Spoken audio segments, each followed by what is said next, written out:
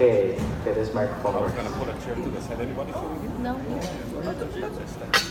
You're here to support Dean. All right, so I guess I'll get started. My name is Dean Palacios, and I'm here to present about sources of sovereignty for the CNMI.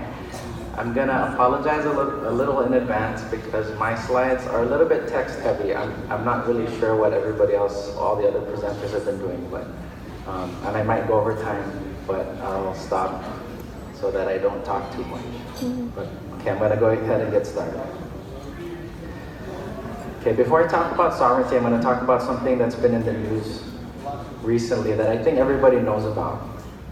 Just a few short weeks ago, on August 8th, President Trump threatened to unleash, quote, fire and fury like the world has never seen against North Korea if it endangers the United States.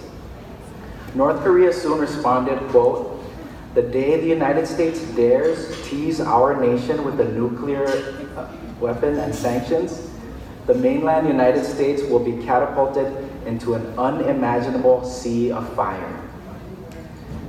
This sounds familiar, right? I think we just heard a couple days ago that Guam's in the crosshairs again. And I think that most of us here are pretty aware of what's going on, maybe compared to other people around the world. But you might be asking yourself, why am I talking about North Korea and what does this have to do with Marianas history?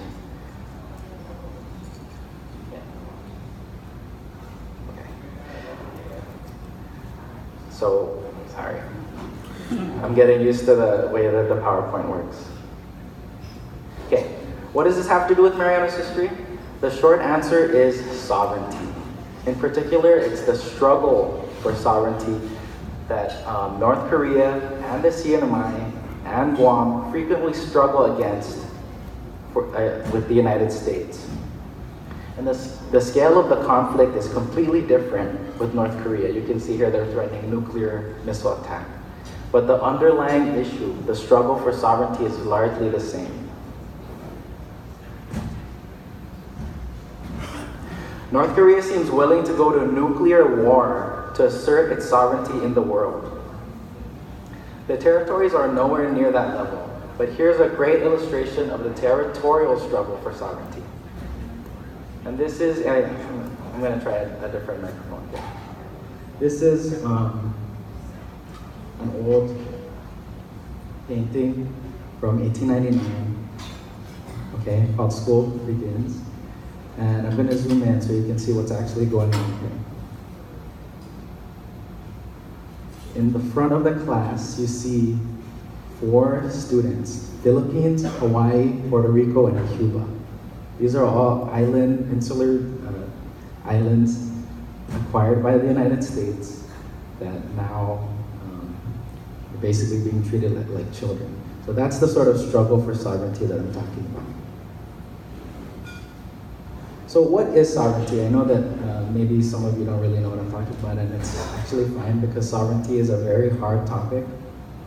I'll start with the dictionary definition, which is supreme dominion, authority, or rule. Okay?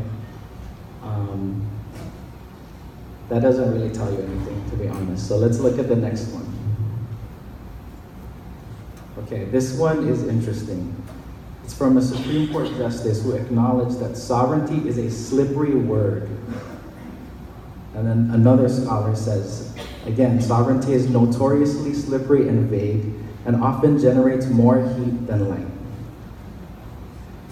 So I don't think I really answered the question what really is sovereignty, but let me give you my take on it, okay, and I'm not an expert, but this is what I think explains sovereignty in a way that people can understand. It's the power to control your own affairs without undue outside interference, or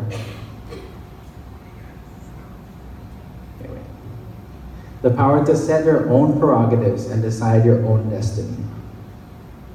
Okay, so that's some of the background. I'm gonna next talk about Puerto Rico, because Puerto Rico had to deal with this very recently.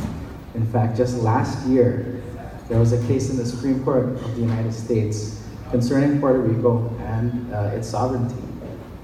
So the question there, this is taken directly out of the case, is whether Puerto Rico and the United States are separate sovereigns for purposes of the double jeopardy clause of the Fifth Amendment to the United States Constitution. And just as a little bit of background, there's something called the dual sovereignty doctrine. Double jeopardy, if you don't know, means that you can't be prosecuted twice for the same crime. But there's an exception to this called the dual sovereignty doctrine, which states that the federal government and the state government can prosecute you for the same crime. And that's because they're treated as separate sovereigns, quote unquote, even though the states are under the sovereignty of the United States. And here's a quote from the case, Puerto Rico versus Sanchez Valle, that states have their most ancient roots in an inherent sovereignty unconnected to and indeed pre-existing the US Congress. So the issue really was in the Puerto Rico versus Sanchez Valle case. Does Puerto Rico have the same separate sovereign status as the states? And what was the answer that the Supreme Court came to? They said no, all right? This is the test that they followed in order to determine whether Puerto Rico was sovereign, a separate sovereign or not. And taking it directly out of the case again, quoting directly out of the case, two entities derive their power to punish from wholly independent sources. They're separate sovereigns when they have this.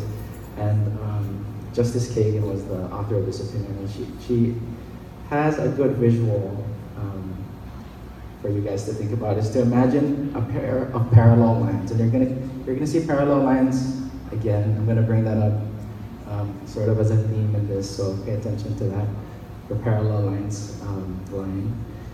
And they're not separate sovereigns if they come from the same ultimate source. And then Justice Kagan again says, imagine two lines emerging from a common point, even if later diverging. And this is directly from the case again. The inquiry is historical, not functional. So now I'm going to go into some sovereignty diagrams so I can try to illustrate what these things are. These are brand new that I just created yesterday. So you guys are, this is the part I'm excited about because it's not the text part, it's the nice graphics part. So we're going to look again for parallel lines. Just to start with the history, the 13 original colonies and original states were all separate sovereigns. They all could have been separate countries if they chose to, like here in New York and Virginia. I'm only putting two because there wasn't space to put everything. But in 1789, okay, they formed the United States, where they gave up some of their sovereignty so that they could form this national government. But they still continued as separate sovereigns, as you can see all of these parallel lines suggest. Over here is another line. Okay, this isn't one of the states or the United States. This is France. France is a separate sovereign, of course, because it's a separate country. But let's see how the interactions between these two come together. In 1803 was the Louisiana Purchase, where the United States negotiated with Napoleon and France to buy a large chunk of the United States. And that made a bunch of new territories. A bunch of new territories came out of that. One of them was the Orleans Territory, which later became the state of Louisiana in 1813. And one of the things that the court kind of stressed is that now as a state, Louisiana is a separate sovereign, and it now is on this parallel line track, so that it gets that kind of status. Okay, that's kind of the background. Going back to the Puerto Rico case, the court ruled that Puerto Rico and the United States are not separate sovereigns, that the Puerto Rico is basically acting under delegations of authority from Congress. And quote, that makes Congress the original source of power for Puerto Rico's prosecutors, just as it is for the federal government. The ultimate source comes from Congress. And if we trace that authority all the way back, we arrive at the doorstep of the US Capitol. This is all in reference to Puerto Rico and its Commonwealth status, okay, and its constitution. So going back here again, and just to illustrate, Puerto Rico was arguing it was more like the state of Louisiana, where it was a territory and then it became sovereign. The court said, no, you're still a territory. You don't have that separate sovereign. You're not on a parallel line, okay? What does this really mean for Puerto Rico? It means that Congress is the ultimate source of Puerto Rico's powers. It means that Puerto Rico is more like a federal municipality or federal instrumentality, which exercises authority only because Congress allows it. Puerto Rico does not get the same sovereign dignity that the states enjoy, and therefore the struggle for sovereignty continues. And so just to show this again, maybe you guys know or can see why I chose this picture, because I'm not gonna zoom in again, but Puerto Rico's right there. It's the second student to the front. And all of these island territories, they're treated like this, not sovereigns. At least this is the idea in 1899. Okay, now let's turn to separate sovereignty in the CNMI. Okay, there are actually two ways to do this, and I'm gonna start really quickly with the fast way because I don't even know how much time I have. I haven't seen the time card. Yeah, I'm still good. There's actually two ways the CNMI can have separate sovereign status. The easy and the fast and the simpler way is just to look directly at Section 501A of the Covenant, which makes certain parts of the Covenant applicable within the United States as if it were one of the states. Okay, that's directly quoted. You apply these amendments as if it is a state. The Fifth Amendment is on that list, and here's the whole Fifth Amendment. It's pretty long, but I highlighted the part that's about double jeopardy, which says, "Nor shall any person be subject for the same offense to be twice put in jeopardy of life or limb." And so in Section 501A, it includes this Fifth Amendment. States are separate sovereigns for the Fifth Amendment. Therefore, the CNMI shall be treated as a state, including the same sovereign dignity that states enjoy. Okay, that's the easy way. It's a little bit of controversy. I'm making it sound simpler than it is, but that's the much easier way to look at it. The second way is to look at it the historical way, which I think is the more interesting way, and it's the way that the court in the Puerto Rico case did it. Okay, and I'm just pulling up the slide from before, where we're looking at whether you have independent sources of power, whether you have parallel lines, or whether they come from the same ultimate source. And again, it's historical, not a functional test. I'm going to start with the conclusions and then prove my conclusions a little bit later, okay? But these are my conclusions, and I'm not a judge or a lawyer even, so you can't really trust me on this. But I think I'm pretty good about these conclusions. The CNMI's ultimate source of authority is the people of the CNMI, not Congress. Okay, the United States did not delegate authority. In fact, it was the other way around, where the NMI, before it was the CNMI, was separate from the United States and became the CNMI, the Commonwealth of the Northern Mariana Islands, through a free and voluntary partnership with the United States in the Covenant. U.S. domestic constitutional law recognizes the separate status of a temporarily dependent people. And I think finally in this conclusion, U.S. international and trust obligations also recognize the right of self-government in the people of the trust territory. So I'm gonna move on to the domestic law first. And I still don't know how much time I have, but let's see. Okay, for the domestic law, we now have to go back again in history to 1901, and even before that to the Spanish-American War. Okay, there's a case, there's a Cuba case from 1901, and I'm calling it the Cuban Trust Period. I think that's my language. I don't think anybody else calls it that right now. But the case is called Neely versus Henkel. It's one of the insular cases. Decided in January of 1901. It really was the first insular case, because then the other ones, if you know the names of them, Downs versus Bickel, Delima versus Bickel, all of those came out after this, I think in March or May of that year, 1901. The issue here was whether Cuba, which was at that time under the occupation and control of the United States, was part of the United States for purposes of following constitutional rights, such as the guarantee for a right by jury trial, ex post facto laws, habeas corpus, all of these things. So the defendant in this case, Neely versus Henkel, said that he was entitled to these rights because Cuba is part of the United States. The court said no.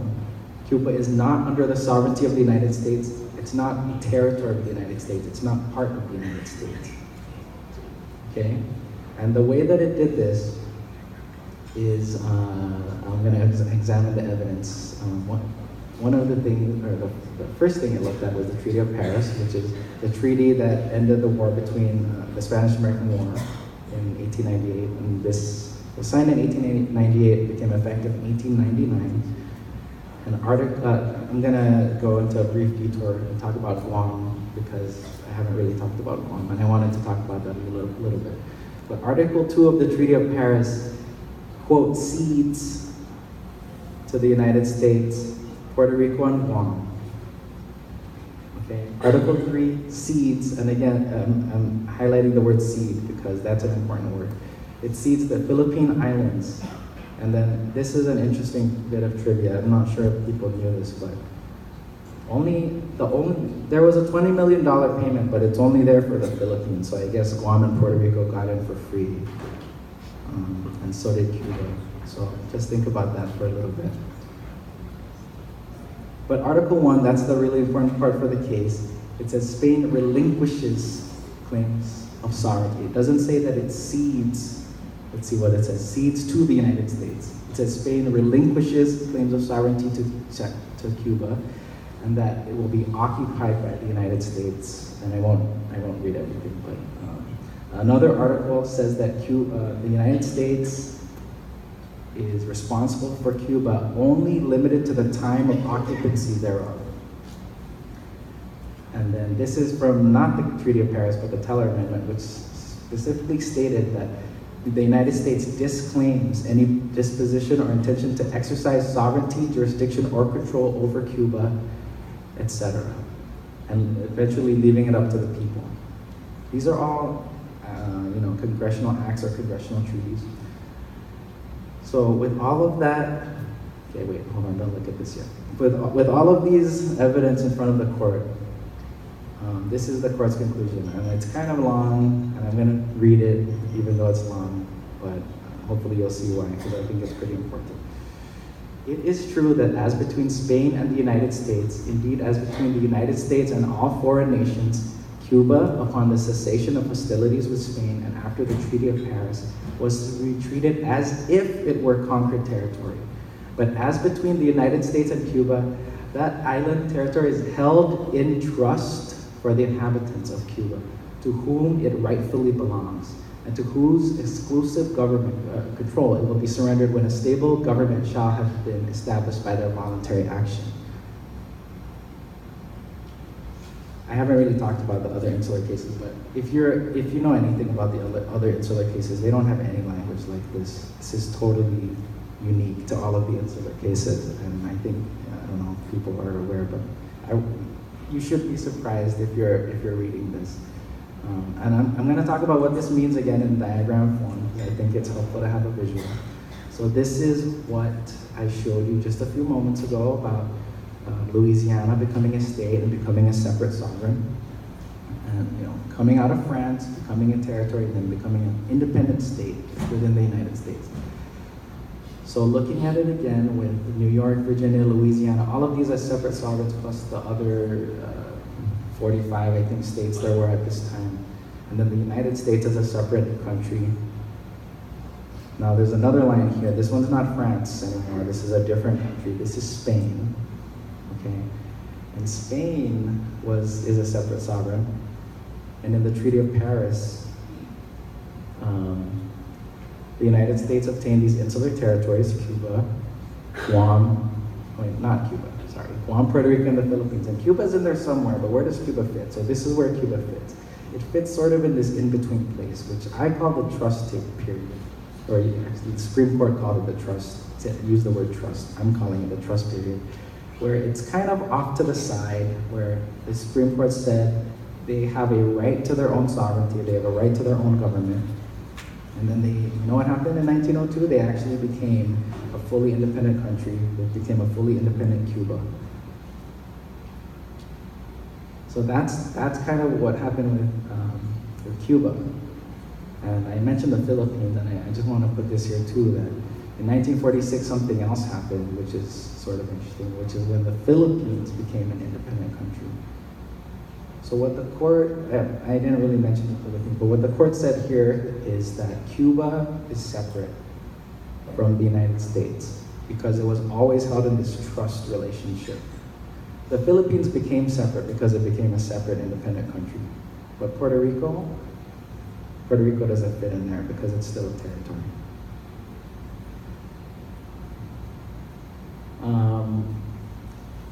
Okay, let's see, what was I doing next?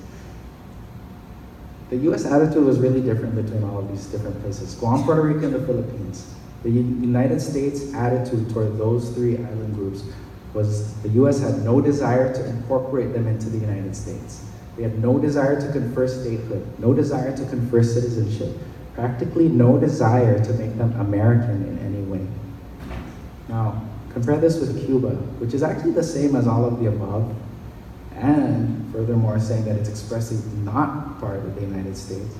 But the difference between those islands on the top and Cuba on the bottom is this: the judicial recognition since 1901 of the people's inherent right to govern themselves with full sovereignty and independence in the future. So I'm pulling up this quote again from Neely versus Henkel, where it talks about Cuba being in trust, okay?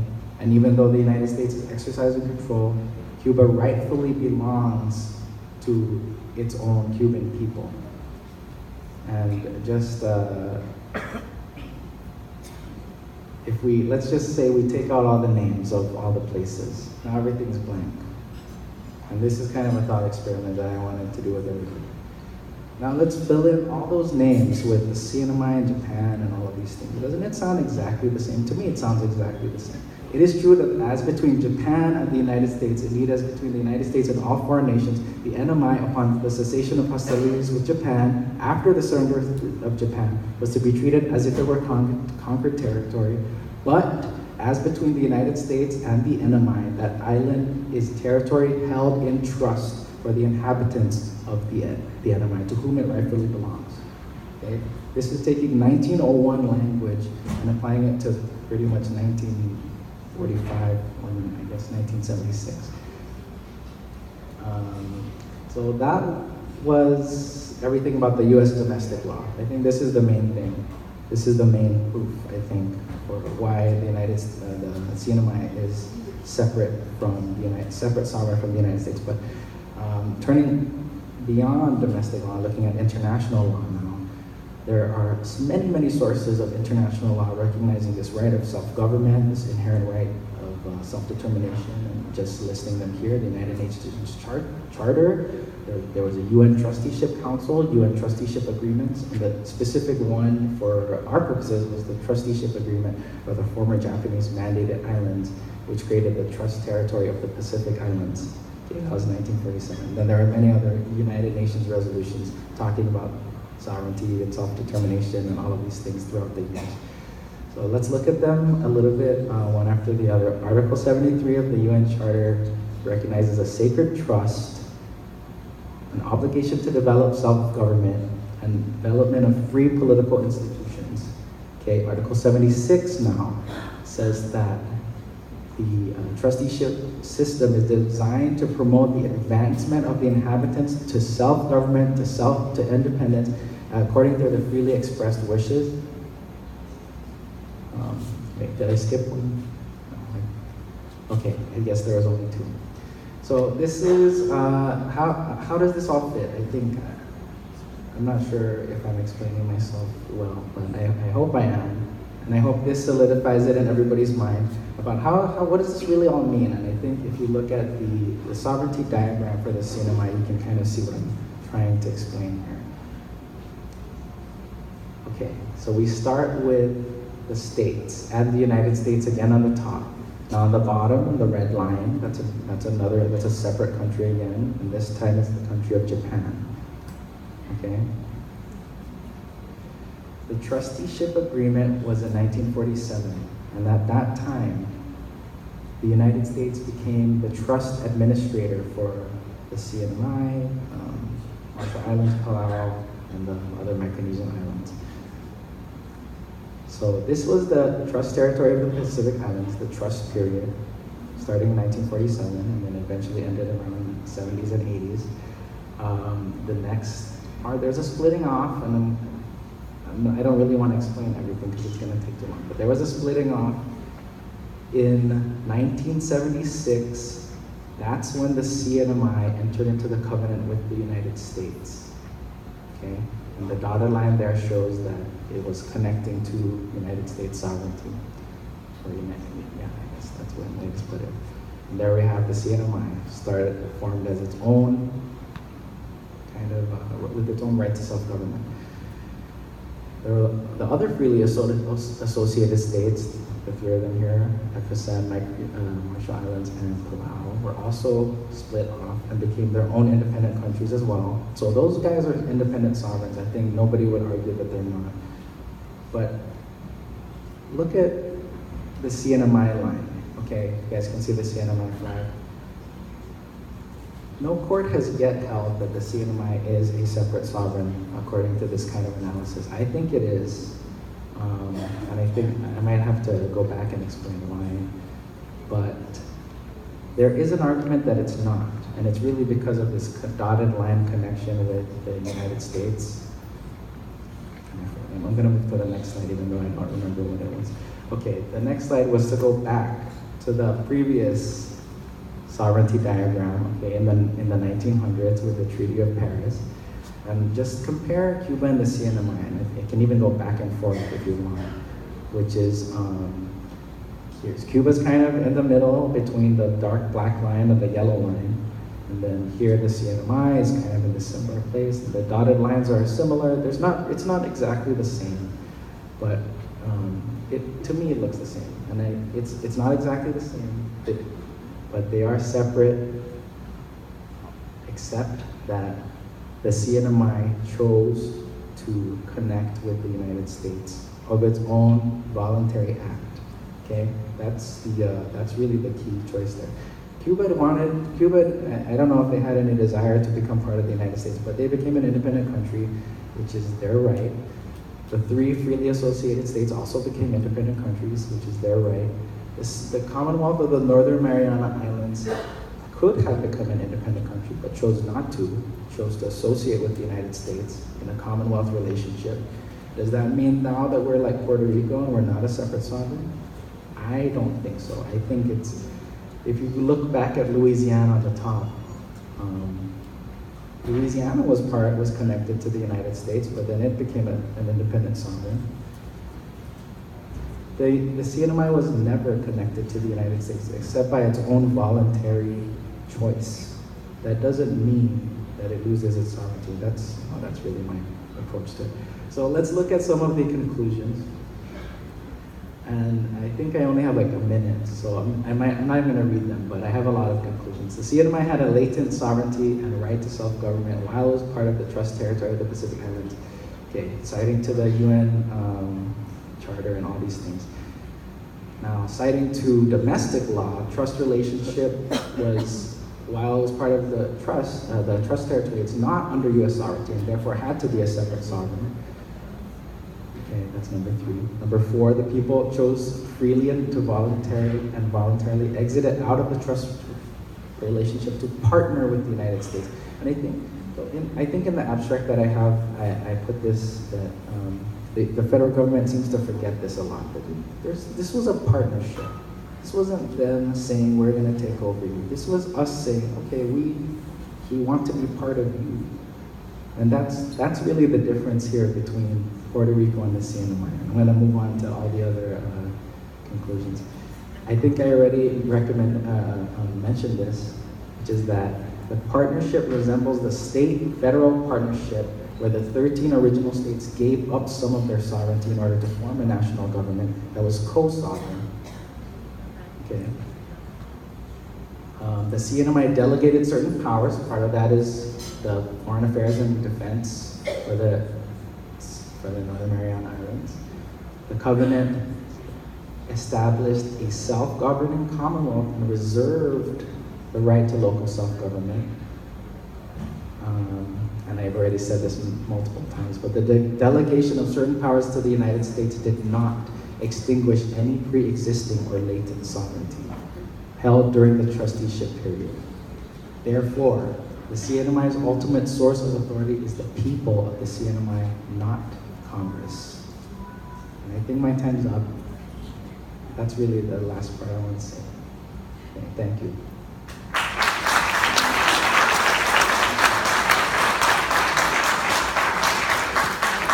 Thank you, Dean, and I would have to say you get credit for having the best use of diagrams, wouldn't you say, so far today?